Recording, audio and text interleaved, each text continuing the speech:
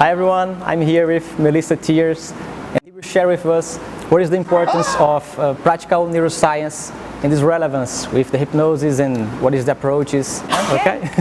So to me it's vital and exciting to be in hypnosis at this time.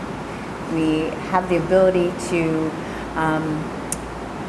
peer inside the brain and see what's happening in real time with a live brain as opposed to long ago. So what I think it brings is not only a kind of understanding of what we're doing when we're doing our work, what is happening inside the brain when we're constantly, kind of inspiring neuroplasticity and changing the brain by changing the mind.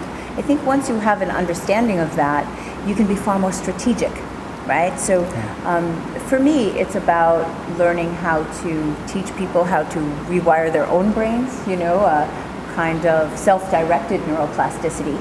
And so that's a big part of what I do. The other piece, the other form of neuroplasticity is using hypnosis to do a memory reconsolidation, which is a process by which the brain encodes memories, remembers, and then re-encodes. And so we have an opportunity every time we remember something to change it. And then the brain will re-encode it. And I think it's the basis of a lot of the work that we already do. So I always say that if you're doing hypnosis and you're doing hypnosis that makes lasting changes, then you are already a neuroplastician. You're already someone who has been utilizing these processes and inspiring your clients to utilize them as well without knowing it. Now we know it.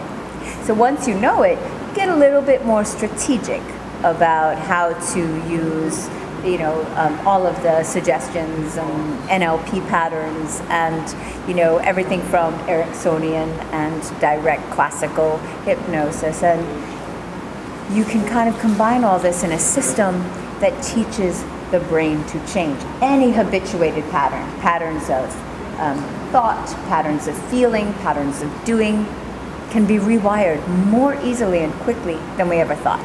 So I think just having a basic understanding is vital. It's a key piece in what we do.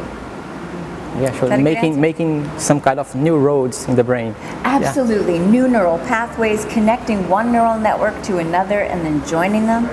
Sometimes here's our neural network for, public speaking, and here's our neural network for where we're confident in life. And these two are very separate. So part of what we're doing is we are slowly, systematically joining these neural networks. So that's one way of thinking of some of the work that we do, as well as, our habituated patterns of thought. And what we do is we interrupt them and then force them to take a detour. When they do, they're lighting up other synaptic connections. That's the neuroplasticity, right? That's neuroplasticity, and that is the basis of change. So you've been doing it all along, Yeah, that's how we change, that's how we learn things. Absolutely, it's how the brain learns every day, always. And so we can spur it on, we can instigate it, we can be, subtle or not so subtle about how that rewiring process takes place. Okay, thanks a lot. That was Melissa. Cheers, everyone. Thank you very much, Melissa. My pleasure, honey. Thank you.